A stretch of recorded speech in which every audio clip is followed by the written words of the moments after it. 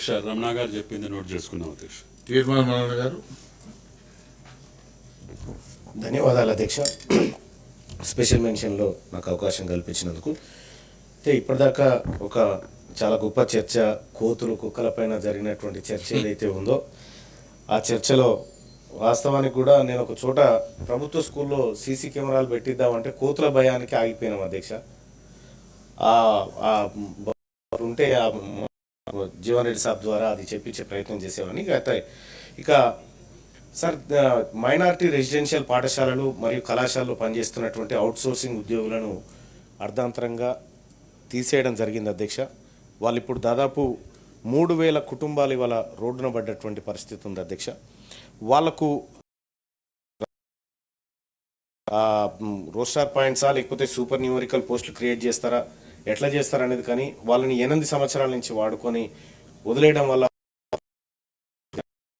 దాన్ని తమరి ద్వారా మంత్రి గారి దృష్టికి తీసుకుపోయి దాని సమస్య పరిష్కారం అధ్యక్ష. ఇంకొక రెండోది, పీఈటీ పోస్టుల విషయంలో కూడా మనం పీడీగా తెలంగాణ ప్రభుత్వం గౌరవ ముఖ్యమంత్రి గారు చొరవ తీసుకొని విద్యాశాఖలో ప్రమోషన్ల విషయం తీసుకున్నటువంటి చొరవకు ధన్యవాదాలు తెలియజేసుకుంటూ, అలాగే పీఈటీల పోస్టుల విషయంలో కూడా 1,00,000 మంది బీపీడీ కానీ ఎంపీడీ కానీ యూజీపీడీ కానీ పూర్తి చేసి ఇవాళ ఉన్నారు అధ్యక్ష. వాళ్లకు ఉద్యోగాల పైన మొన్న కేవలం 164 ఉద్యోగాలు మాత్రమే మనం వేయగలిగినాం.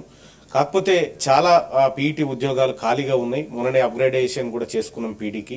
సో దయచేసి ప్రభుత్వం క్రీడా రంగాన్ని ప్రోత్సహించే విధంగా ఉండాలి అధ్యక్ష. ఎందుకంటే ఇక్కడ క్రీడా రంగం విషయానికి చెప్తే ఇప్పుడు ఒలింపిక్స్ కూడా అవుతా ఉన్నాయి అధ్యక్ష. ఒలింపిక్ గేమ్స్ లో మీకు తెలిసినటువంటి అంశం అధ్యక్ష, 125 మంది దాకా మనం ఒక్కొక్క మనం కళ్ళు రెప్పలారిపోయేటట్టు చూస్తా ఉన్నాం. కేవలం తగ్గిపోయింది అధ్యక్ష.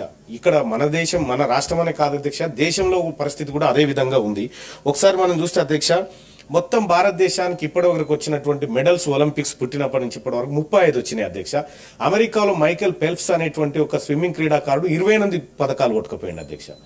అంటే క్రీడా రంగంలో మనం ఎంత వెనుకబడి ఉన్నాం అనేది ఈ లెక్కలు మనకు చెప్తా ఉన్నాయి అధ్యక్ష. ఇదే దేశం నుంచి కేడీ జాదవ్ అనేటువంటి ఒక రేజ్లర్ ఆయన పథకం సాధించుడు, ఆఖరికి పెన్షన్ కోసం కొట్లాడి చచ్చిపోయింది అధ్యక్ష మన దేశంలో. అంటే క్రీడా రంగానికి సంబంధించి ఎంత తీవ్రమైనటువంటి ఇబ్బంది ఉందో తమరు ముందు పెట్టదలుచుకున్న అధ్యక్ష. ఇంకొక విషయం ఏంటంటే 1950 నుంచి ఇప్పటి వరకు మన ఫుట్బాల్ టీం ఒలింపిక్ అర్హత సాధించలేదు అధ్యక్ష. అంటే క్రీడా రంగం పూర్తిగా వెనుకబడడానికి కారణం ఈ క్రీడా వ్యవస్థ సరిగా లేకపోవడం, దానికి తగిన నిధులు లేకపోవడం. సో గ్రామీణ స్థాయి నుంచి క్రీడా వాతావరణాన్ని కారణంగా ఉంది అధ్యక్ష. అందుకోసమే రాబోయేటువంటి మనం ఎట్లాగో ఏ ఖాళీని కూడా ఉంచకుండా అన్ని భర్తీ చేయాలనేది ప్రభుత్వ లక్ష్యం.